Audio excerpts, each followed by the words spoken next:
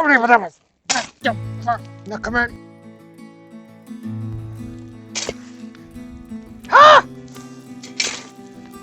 Ah!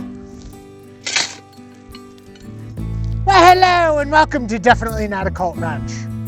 This is my friend's cistern. This is going to be like 10 to 12,000 gallons when it's done. I'm 6'3" to give you an approximation, and this is about 2.5 johns long. It's gonna be like 18 foot long and 17 feet when it's done. The idea with this is that all of our buildings are gonna drain into this cistern, and we're gonna have a pond liner with the top on it. May I present to you building number 1 of Definitely Not a Cult Ranch. Oh. This is currently under construction. It's a 10 by 12 shed, hot puppies, with a pitch roof. The pitch roof faces towards the southeast to catch the sun. It's on 4x4 skids over here. So if our calculations are wrong for the solar pattern in the winter versus the summer, or we need to be closer or further, it allows us to move the building around with a hypothetical tractor or a truck that we don't own yet, or haven't rented yet, or cried and begged and got the neighbor drunk and got them to agree to what we're saying here. But the idea is that the roof is going to be pitched this way. It's going to function as a rain catchment, and it's going to go and dump into that, which is going to have a Firestone pond liner in it. Woo! Not done yet. Come on!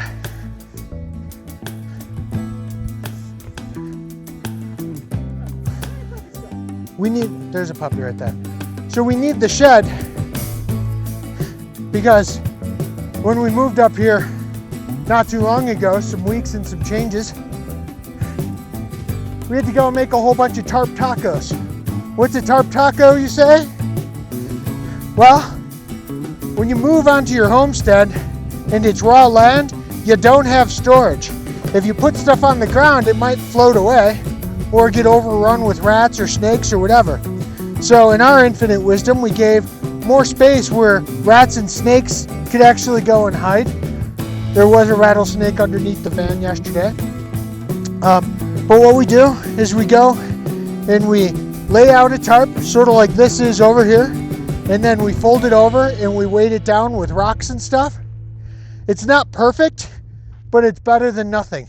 And the rest of our belongings are either in like Pelican style cases or they're in totes with weights on the top of it. So when you see the totes in our video, know that it's not permanent. Yes, we are white trash, but we're working on that too. So when we first got on the property, we had no money to really go and buy supplies. Like, you know, that shed so far we're about $2,000 into-ish. So I was here and we had our RV. This is a 33-foot Winnebago Brave, and I'm like, well, what can I do? Well, our land, if you see this valley over here, our land is pitched up this way, and as it heads towards the east, the water runs right past our RV. So I started going and making a drain system and putting stones on top of it so we can route and channel the water. Why that's important is our RV is currently up on jacks, as all RVs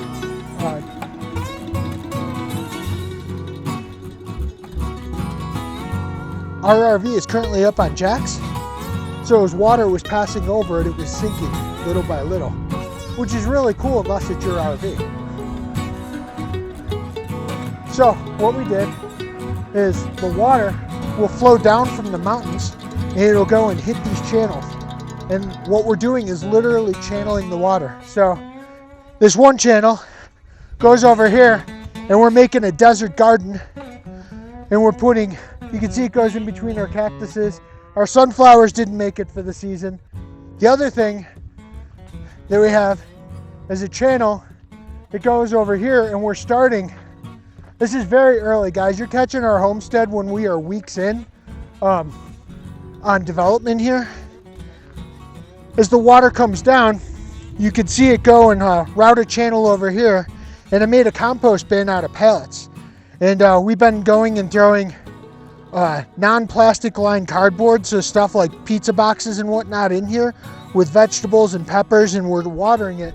But I dug this water channel so it would go and self-water, and I threw a thing or two of red wigglers, earthworms in here to help create worm casings, and we're gonna start building the soil so we can start gardening all proper like. With potting soil being like $5 to $7 a bag, I'm sorry, I would rather just, throw our food refuse out over here. The other thing that we did is when we bought our property, we have like almost no money to originally buy supplies. So if we could go and grab pallets with our minivan, hello Chainway. And the other thing we did is we bought a wheelbarrow and we started moving rocks. And all of these rocks we used to go and line our driveway, and we put in solar lights in case we need to come or go, or we have guests trying to find us. It is like cave blackness with a beautiful starry sky, which is really cool unless you're driving through a plot of desert land and you don't want to run over choyas, puppies, rattlesnakes, or other things. It's just not a good time, right? So over here is our little desert garden that we started making, but we have a pretty big driveway, and all around the perimeter, wherever you would drive, walk, or park, we started putting solar lights, and you can see them all throughout here. Looks really cool at night.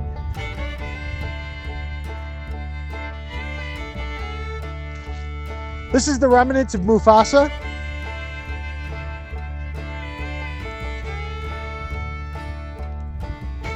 Ooh, that's not doing very well. This is a wind bin, also made out of pallets. And when we moved here, we were starting to grow plants and needed places to put things, but we didn't even have like the tarp taco set up. And we were getting 60, 70 mile an hour winds coming out for monsoon season. So we built this wind bin, which is really just 4 pallets with a cross brace right here. So we could go and put our plants in place, and it also gives it a little bit of shade, so because our plants were getting burnt by the sun. We made this shade structure. This is a temporary structure, and I have to go put more gussets in it because this is not supposed to move like this. See, it's not supposed to move like this. So I gotta put gussets on this, and I didn't have my miter saw when we first put this up. So now that we have the miter saw, I'm gonna chop gussets and put it up here and stop this wobble from happening. But we have this, and then we have a shade structure. We have a video on that. And Cheryl made ristras, and we're drying out chili peppers. Although we weren't able to go and grow our own food up here the first year, we did work on farms and at produce stands, and we were able to go and get produce and buy some at discount and get some for free. And we're drying out our own New Mexico style chili peppers. And made this definitely not a cult circle. This is not a circle of protection all throughout here. And this is definitely not a fire pit for cultish activity.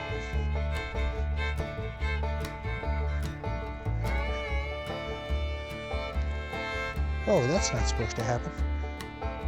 The light bulb came off. And this is Mufasa.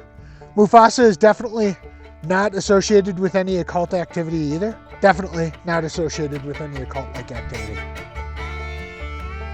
And this is the extent of the landscaping that we got. You can see the dirt coming up here. That's from the New Mexico termites. You can see if I brush the dirt off. You can see termites right here. They're not happy to see me. Oh, and I also got this discount Buddha head because I'm a shitty Buddhist. And this is the beginning of our landscaping. A little mini tour of definitely not a cult ranch. I'm getting out of here. Woo! Awkward moment. Yeah.